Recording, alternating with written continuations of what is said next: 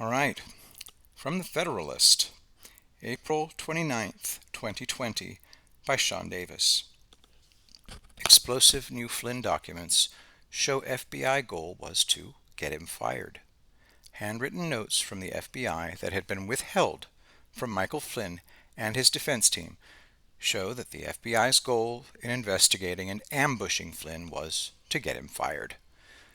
New documents filed under seal last week by the Department of Justice provide the clearest evidence yet that the investigation and subsequent prosecution of former White House National Security Advisor Michael Flynn was a setup from the beginning.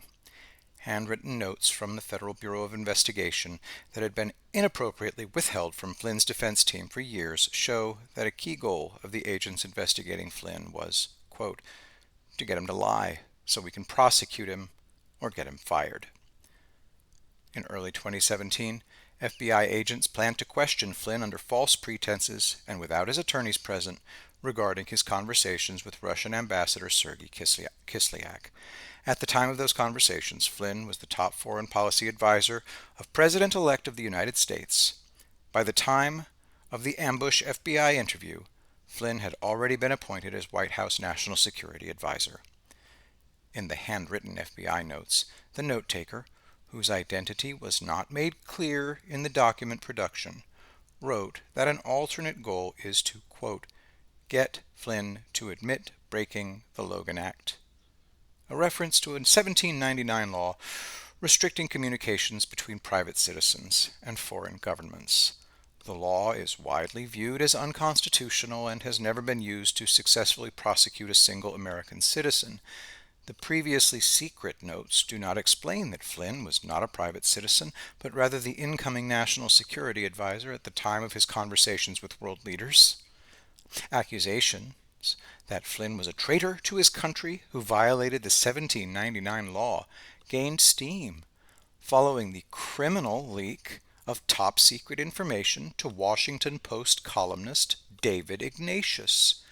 Ignatius's sources suggested the routine conversation between a top incoming White House advisor and his foreign counterparts might be a Logan Act violation.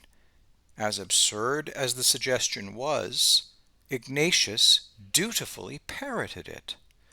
News reports indicate U.S. Attorney John Durham is currently investigating the sources of those criminal leaks of top-secret national security information to Ignatius. Although the agents who interviewed Flynn initially stated they believed Flynn told them the truth during the January 24th interview, Special Counsel Robert Mueller nonetheless charged Flynn in late 2017 with making false statements to FBI investigators in the interview. Flynn pleaded guilty to the charge at the time, but is currently trying to withdraw that plea, citing ineffective counsel and government corruption in the conduct of his case. The explosive new documents support Flynn's latest claims that Obama-era Department of Justice and FBI officials had conspired to set him up from the beginning and that they never had any legitimate basis for investigating him. The author of the handwritten notes filed under seal last week also wrote, "We have a case on Flynn and Russians, and our goal is to resolve case."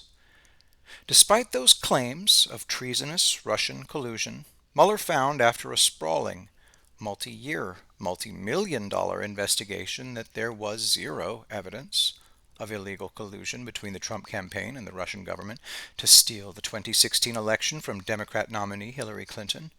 In reality, the only Russian collusion that happened during the 2016 campaign was between the Clinton campaign and a subcontractor it funded, who was at the time working on behalf of a sanctioned Russian oligarch. That agent, former British intelligence operative Christopher Steele, created for the Clinton campaign the entire basis for charges of illegal collusion between the Trump campaign and Russia. That document, known as the Steele dossier, has been thoroughly debunked since it was first released in early January 2017. The Clinton campaign, in cooperation with the Democrat National Committee, secretly funded the creation of that document and its distribution throughout the media. To date, none of its key collusion claims has been corroborated. Steele's operation became a primary basis for the FBI's Crossfire Hurricane investigation of the Trump campaign. The false allegations contained in the dossier were also used by FBI and DOJ officials to justify 4 separate spy warrants against Carter Page, a Trump campaign affiliate. The FBI also investigated FLYNN as part of the operation.